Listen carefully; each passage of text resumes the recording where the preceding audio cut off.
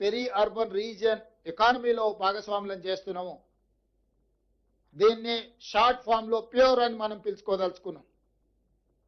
ఈ ప్యూర్ కి Bengaluru to Hyderabad, Hyderabad to Amaravati, Amaravati to Chennai greenfield హైవేలతో పాటు బుల్లెట్ ట్రైన్లు కూడా ఈరోజు మన కేంద్ర ప్రభుత్వాన్ని సూత్రప్రాయంగా ఒప్పింపజేయడం జరిగింది.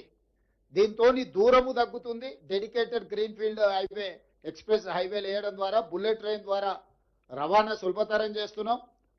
భారతదేశంలో సముద్రపు ఒడ్డు లేని రాష్ట్రం తెలంగాణ రాష్ట్రం. ఒకప్పుడు నిజాం ప్రభుత్వంలో మచిలీపట్నం పోర్టు కూడా మన దగ్గర ఉండేది, నిజాం రాజ్యం ఉన్నప్పుడు. ఈరోజు మనం మచిలీపట్నం పోర్టు కూడా ఈరోజు కనెక్టివిటీ డెవలప్ చేస్తున్నాం. తద్వారా ఈ మ్యానుఫ్యాక్చరింగ్ జోన్లో సొంత దేశాలే కాకుండా విదేశాల నుంచి కూడా పెట్టుబడులను ఆకర్షించడం ద్వారా ఈరోజు అభివృద్ధి ప్రణాళికలు సిద్ధం చేస్తున్నాము. ఇవాళ తెలంగాణ రాష్ట్రంలో ఒకే ఒక ఎయిర్పోర్ట్ ఉంది. ఇంకా ఎయిర్పోర్ట్లు రావాల్సిన అవసరం ఉంది. పారిశ్రామికవేత్తలు అడుగుతున్నారు. అందుకే వరంగల్లో ఒక అంతర్జాతీయ స్థాయి ఎయిర్పోర్టు నిర్మిస్తున్నాం. ఆదిలాబాద్లో ఎయిర్పోర్ట్ నిర్మించాలనుకుంటున్నాం. భద్రాద్రి కొత్తగూడెంలో ఎయిర్పోర్ట్ నిర్మించాలనుకుంటున్నాం. రామగుండంలో ఇంకొక ఎయిర్పోర్ట్.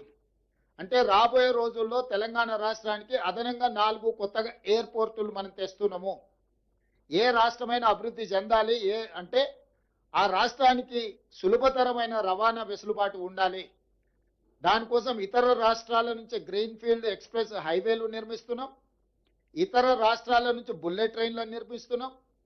ఇతర దేశాల నుంచి ఉత్పత్తి చేసిన వస్తువులను తెచ్చుకోవాలన్నా, మన రాష్ట్రంలో ఉత్పత్తి చేసిన వస్తువులను ఇతర దేశాలకు తరలించాలన్నా సముద్రం ఉండాలి. కార్ల పరిశ్రమ రావాలంటే, తయారు చేసిన కార్లు ఇతర దేశాలకు తరలించాలంటే సముద్రం ద్వారానే తరలించగలరు.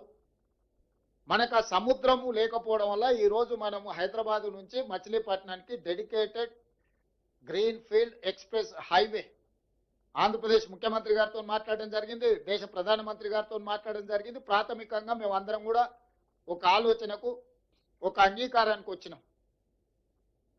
Highway connectivity, port connectivity, airports connectivity ద్వారా ఈ పెరి అర్బన్ లో వచ్చే